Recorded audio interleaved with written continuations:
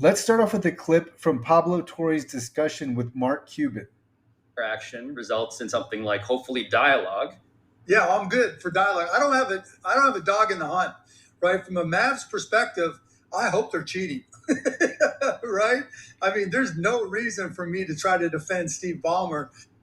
Even the way he says, there's no reason for me to try to defend Steve Ballmer, makes that just sounds contrived. It actually sounds comical the way he says it.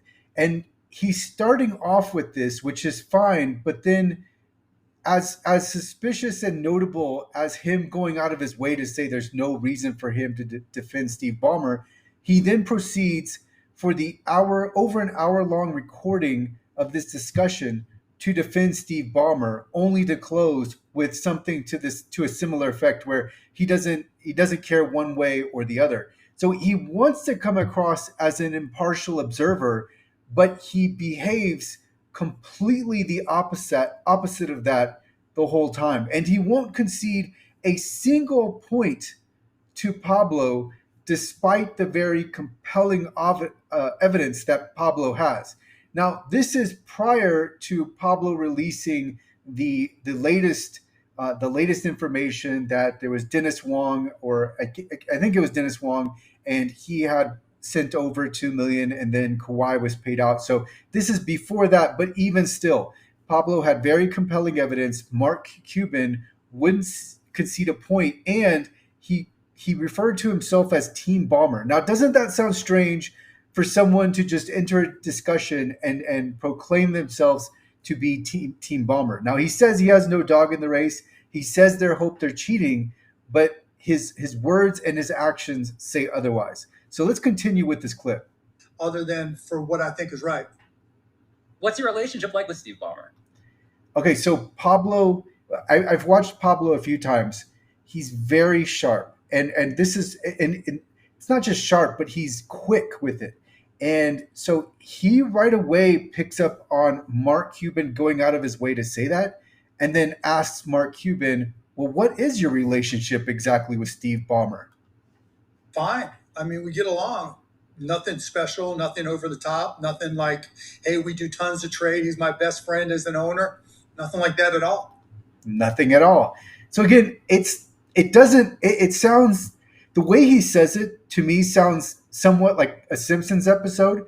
It doesn't have to mean anything except for the fact that he betrayed, like his words betray his actions, or his actions betray his words throughout this entire recording, which, by the way, the recording is 1 hour, 18 minutes, and 24 seconds. But Pablo reveals later that this discussion lasted 2 hours and 45 minutes. He just condensed it down for the podcast. So it really sounds like Mark Cuban is going out of his way to defend Steve Ballmer. So I'm just going to play a few clips because Mark Cuban very much vigorously defends Steve Ballmer throughout this. But I want to play a few clips just to illustrate the point. So we'll go ahead and skip to 32 minutes in.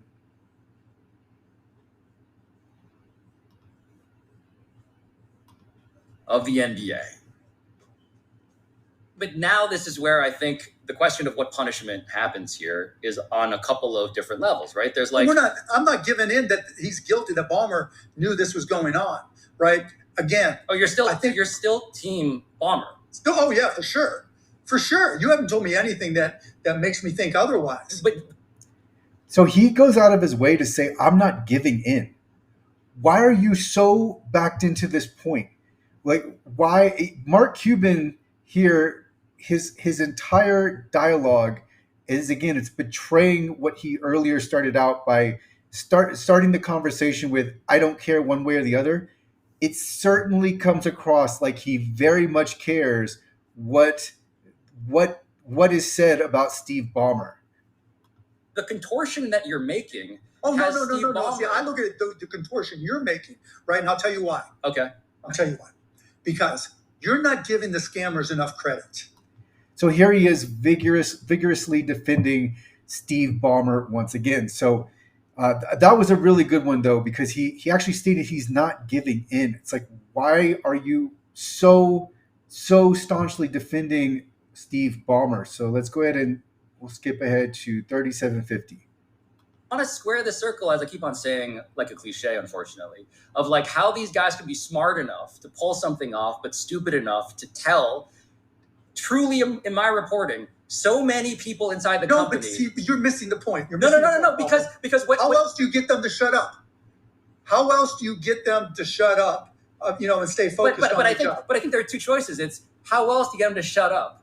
But also, if we tell them a lie that it directly indicts the guy we're trying to keep out of the news, you've given them the recipe to tell a reporter in September of 2025. How many of them know how the NBA CBA works?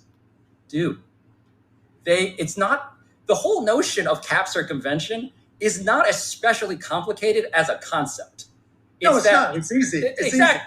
Okay, so Mark Cuban, earlier he mentioned the word contortion, or maybe it was Pablo, but you can see here that Mark is going out of his way to go against Pablo. Even if you were truly impartial, you could concede that something looks bad. Mark won't concede anything in this discussion. So again, it very much comes across like he had something, he was going to come out and he was going to defend Steve Ballmer for whatever reason. And right away, I think Pablo picked up on that because Pablo asked his relationship. And I don't know if that was because of anything Mark Cuban said or it's just something he was already thinking, because a Twitter exchange preceded this discussion. But you can see, especially if you go through the entire recording, Mark Cuban will not back off this, that he does not think Steve Ballmer did anything wrong. So let's go ahead and go to Mark's best point here at just over 40 minutes in. Right? And just tell them to pay off Kawhi. Because it would have made no sense to do this on an annual basis. It would have made a lot more sense to pay it off, put it away. Nobody knows any better. That is what I think Mark Cuban's best point is that why would we stretch this over, I think it's 4 years. Why would we do that? Why not just make it one big payment? It could have easily been that just would have been too big of a payment too early. And then, maybe Kawhi doesn't do anything and it's already done and he just got $28 million. So maybe the payment was too high and the 4 years would have just really salted everything away or averaged it out, something to that effect. Let's go ahead and move to 43 minutes in. I believe we're in a timeline in which Steve Ballmer knew, according to the reporting, the 7 sources plus the documents that provide the context, that Steve Ballmer... all those sources and all those documents are internal to Aspiration only, correct? And I believe that they are the most credible people for the reasons I said. No, exact opposite. No. Exact opposite. If I were to tell you that the questions about why does this deal exist preceded 2022, would that change your level of belief in Team Bricks? No, because it doesn't... Why? Provide any confirmation that Steve knew anything. But it happened before. So Mark Cuban is now down to, hey, it doesn't confirm that he knew anything. So again, this just shows he's not conceding anything, and it doesn't come across at all like someone who remember he stated that he hopes they're cheating. He definitely doesn't hope they're cheating, and he is defending them as much as he possibly can. And really, he's giving himself away here. Let's go ahead, and I want to close with how Mark Cuban really is where he comes full circle with this.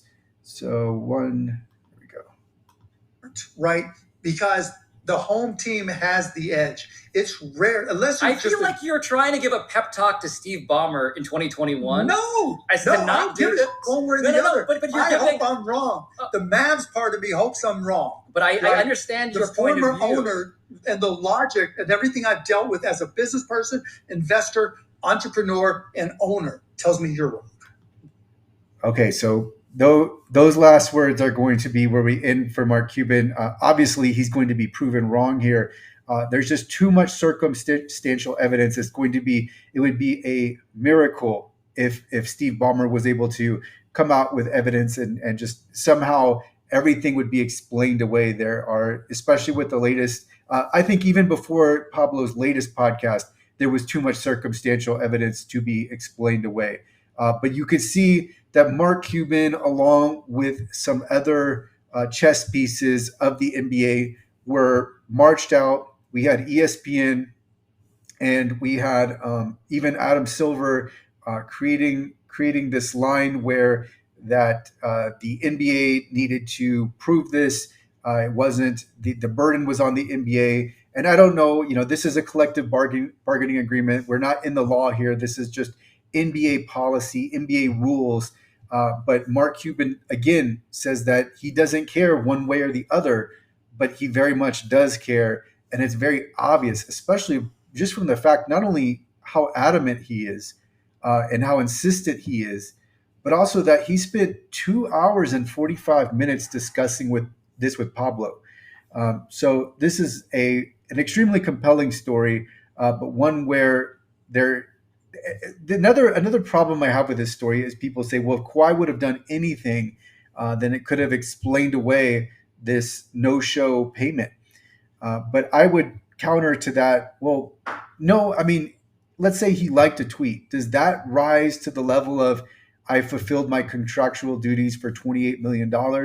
There has to be some level of, it can't just be any nominal thing that means that he's now qualified for $28 million. So we have to see some value reciprocated, some reasonable value, some reasonable effort, right? You don't just get $28 million for really, I mean, he really did do nothing. There's no evidence of anything he's done. So even if he had posted a few tweets on social media, even if he had, let's say, had a voiceover or something to that effect, what would have been enough? And that's another thing that I've been thinking about. But as it stands, this video stood out to me because Mark Cuban betrayed his own words with his actions.